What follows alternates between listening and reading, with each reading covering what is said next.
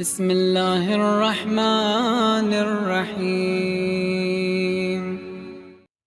ہمارے استاد حج پہ گئے تو اس کو وہ ہم شیعوں کے اندر بھی تو کئی افکار ہیں۔ ایک بندہ ملا سخت آغا رہبر کا مخالف، کہ میں ان کو نہیں مانتا، میں فلاں مرجع کو مانتا ہوں۔ اب کیوں نہیں مانتے؟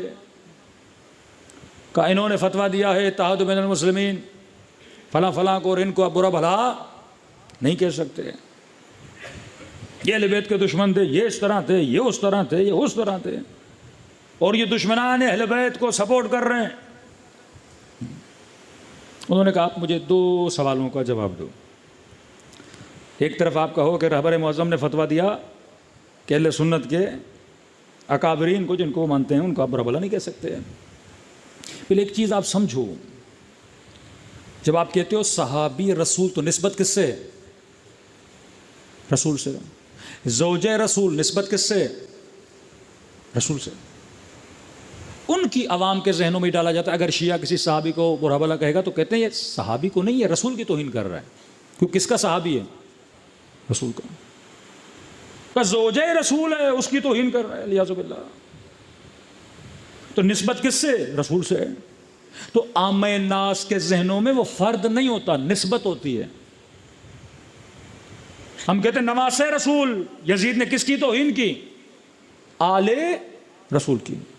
امام زین العابدین دربار میں جاتے ہیں، میں صفا کا بیٹا، میں مروہ کا بیٹا، نسبت دیتے ہیں نا، لوگ نسبت سن کے ہو جاتے ہیں، بھائی رسول کا نواسہ ہے، نبی کی نواسیاں ہیں، اس کے ساتھ کر رہا ہے۔ وہیں پہ یزید کے کیا بن جاتے ہیں؟ دشمن بن جاتے ہیں۔ المؤمن کیس، مومن اشار ہوتا ہے۔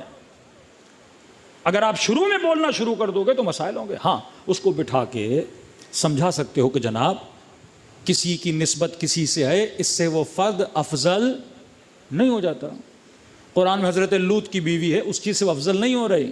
نوح کی بیوی، اس سے وہ افضل نہیں ہو رہی۔ اب کہیں کہ اللہ نے کہا یہ مومنوں کی مائیں ہیں، ماں بننے کا ایک ریزن ہے کیونکہ اس سے ہم نکاح نہیں کر سکتے۔ اب سکون سے بیٹھ کے انسان کو سمجھا سکتے ہو۔ امیر المومنین نے کس طرح ڈیل کیا؟ کہ اس قدر خطرہ تھا کہ ایک الگ لشکر بنے میرے لشکر سے، ان لوگوں کی گالیوں کی وجہ سے۔ امیر شام معاویہ ابن ابی سفیان نے امیر المومنین کو خط لکھا، طنز کیا مولا علی پہ۔ آپ حکمت امیر المومنین تو دیکھیے، طنز کیا مولا علی پہ، طنز کیا علی پہ۔ فرمایا علی وہ وقت تجھے یاد ہے کہ جب تیرے ہاتھوں کو ایسے باندھ کے لے جایا جا رہا تھا جیسے اونٹ کے ہاتھ باندھے جاتے ہیں۔ کیا چاہ رہا تھا؟ کہ علی جواب دیں۔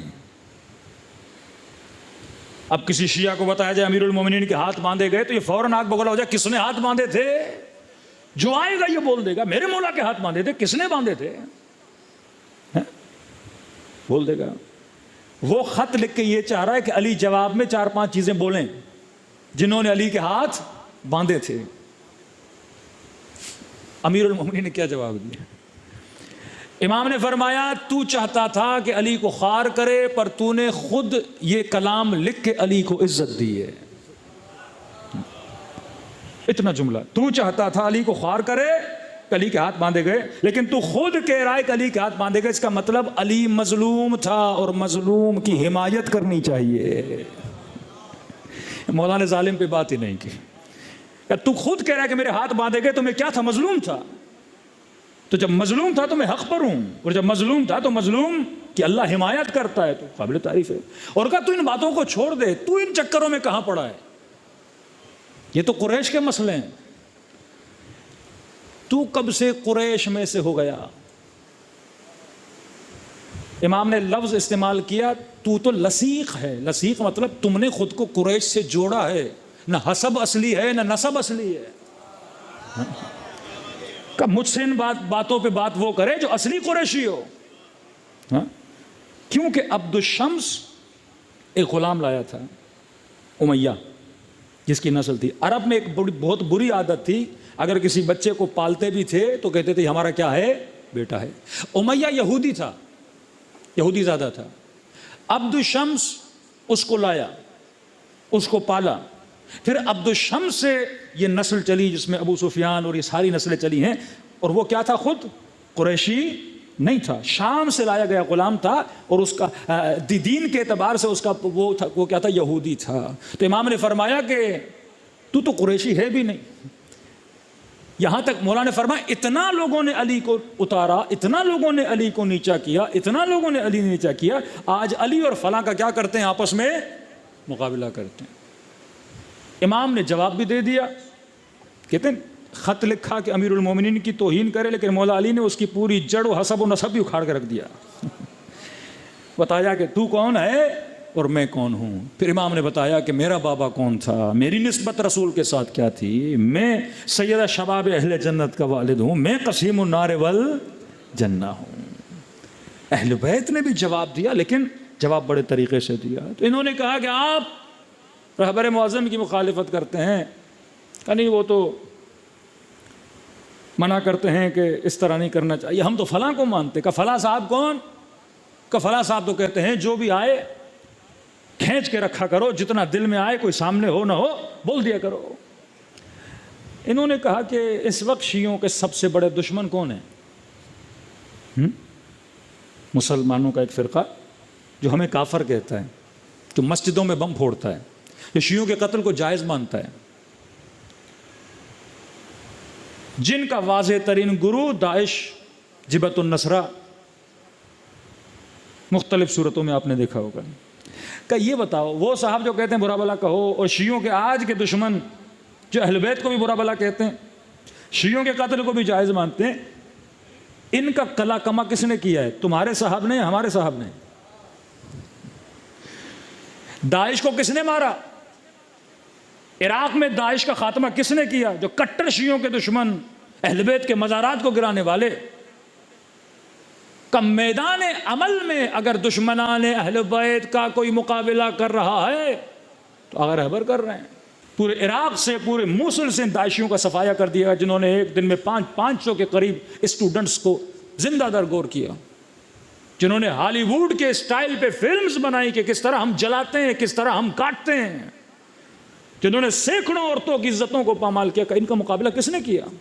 تمہاری فکر والے نے جو بیٹھ کے صرف زبان سے گالیاں دیتا ہے، یا میدان عمل والے نے جس نے اہل بیت کی توہین کرنے والوں کا منہ بھی بند کیا اور دست درازی بھی کی، تو ان کے ہاتھوں کو بھی کاٹا، اور اگر انہوں نے شیعوں کے گردن کاٹی تو ان کا مقابلہ بھی کیا؟ کون تھے جو سیدہ زینب کے روزے کا دفاع کرنے والے تھے؟ کون تھے جو کاظمین اور سمرہ کو بچانے والے تھے؟ پہلی تو یہ بات۔ دوسری بات، تمہارے بڑے صاحب جو تمہیں کہتے ہیں یہ بھی کرو وہ بھی کرو، جو تمہارا طرز عزاداری ہے، جو تم نے طریق عزاداری اپنایا ہوا ہے، اگر غیر شیعہ کو باہر لا کے کھڑا کر دیں، اسے بولیں کہ اس طرز عزاداری کو دیکھو، تو وہ کیا تمہاری تعریف کریں گے؟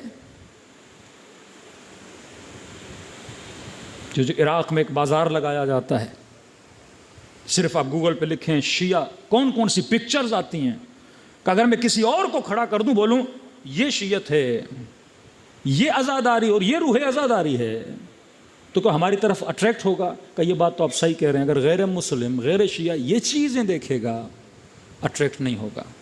تو کہ آپ اپنی عقل سے سوچ کے بتا، کون مکتب کی تعریف کر رہا ہے اور کون مکتب کی ترویج کر رہا ہے، کون مکتب کو بدنام کر رہا ہے، اور کون شیعوں کی جان اور مال اور ناموس اور عزت اور باؤنڈریز کا دفاع کر رہا ہے؟ خدا نے عقل دی، المؤمن کیس،